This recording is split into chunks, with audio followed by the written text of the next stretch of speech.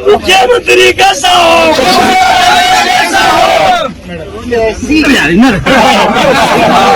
हमारी मुख्यमंत्री कैसी हो।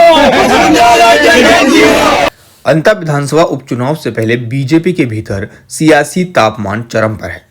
कांग्रेस ने जहां अपने प्रत्याशी के रूप में प्रमोद जैन भाया के नाम का ऐलान कर बढ़त बना ली है, वहीं बीजेपी अब भी कौन बनेगा उम्मीदवार के सवाल में उलझी हुई है। लेकिन असली कहानी सिर्फ टिकट की नहीं, बल्कि संगठन और वसुंधरा राजे कैंप के बीच वर्चस्व की है।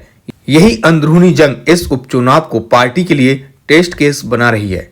सूत्रों के मुताबिक पूर्व मुख्यमंत्री वसुंधरा राजे इस सीट पर अपनी पसंद के उम्मीदवार को मैदान में उतारने के लिए सक्रिय हैं। बताया जा रहा है कि राजे कैंप के कुछ पुराने समर्थक पिछले एक हफ्ते से अंता में डेरा डाले हुए हैं और स्थानीय नेताओं से लगातार संपर्क बना रहे हैं।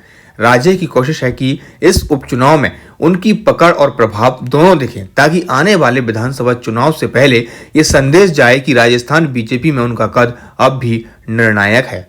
उधर बीजेपी के प्रदेश अध्यक्ष मदन राठौड़ और मुख्यमंत्री भजनलाल शर्मा इस दबाव को संतुलन करने की कोशिश में जुटे हैं। दोनों के बीच एक लंबी बैठक हुई, जिसमें अंतर सीट पर नामों की सूची पर चर्चा की गई, जिसमें संगठनात्मक संतुलन और भविष्य के राजनीतिक समीकरणों को ध्यान में रखकर मंथन किया गया।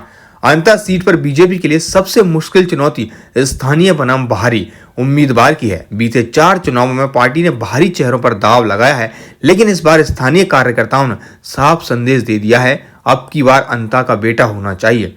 हाल ही में सोशल मीडिया पर वायरल हुए एक वीडियो में कई स्थानीय कार्यकर्ताओं ने बाहरी उम्मीदवारों का खुला विरोध किया है, जिसके बाद प्रदेश नेतृत्व को एक रिपोर्ट भेजी गई थी, जिसमें साफ कहा गया था कि यदि बाहरी प्रत्याशी को टिकट दिया गया तो पार्टी कार्यकर्ताओं का मनोबल टूट सकता है और ये रिपोर्ट अब बीजेपी हाईकमान की रणनीति का अहम हिस्सा बन चुकी है।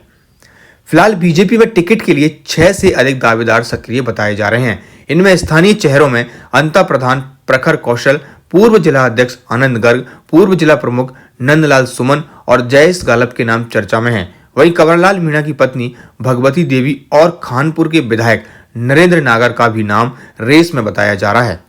दिल्ली में पार्टी नेतृत्व की बैठक के बाद नाम पर मोहर लगने की उम्मीद है। सूत्रों का कहना है कि भाजपा नेतृत्व ऐसा उम्मीदवार चाहता है जो जमीन पर स्वीकार्य होने के साथ साथ राजनीतिक संतुलन में भी साथ सके। बीजेपी ने अंता उपचुनाव में पूर्व सीएम वसुंधरा राजे के पारंपरिक गढ़ को देखते हुए सांसद दामोदर अग्रवाल को प्रभारी नियुक्त किया है। पार्टी जल्द ही कोर कमेटी की बैठक बुला सकती है, जिसमें रायशुमारी के बाद केंद्रीय नेतृत्व को एक ड्राफ्ट भेजा जा सकता है। माना जा रहा है कि इस सीट पर सीएम भजनलाल शर्मा और पूर्व मुख्यमंत्री वसुंधरा राजे की सहमति अहम होगी। अंतर सीट पर परिणाम चाहे जो भी हो, लेकिन ये उपचुनाव बीजेपी के लिए संगठनात्मक एकता की बड़ी परीक्षा बन गया है। यदि टिकट चयन में असंतुलन या असंतोष बढ़ा तो इसका असर न सिर्फ उपचुनाव के नतीजों पर पड़ेगा, बल्कि 2028 के विधानसभा समीकरणों पर भी पड़ सकता है।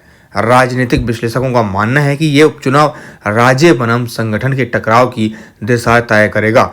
अगर बीजेपी इस सीट पर मजबूत प्रदर्शन करती है तो यह मुख्यमंत्री भजनलाल शर्मा और नए नेतृत्व के लिए एक बड़ी राहत होगी।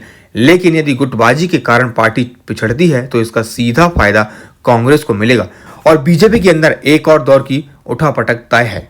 सीधे शब्दों में कहें तो अंता विधानसभा उपचुनाव सिर्फ एक उपचुनाव नहीं है, बल्कि राजस्थान बीजेपी के भीतर की राजनीति का आईना बन गया है, जहां हर दावेदार सिर्फ टिकट नहीं बल्कि अपनी पहचान और प्रभाव की जंग में लड़ रहा है।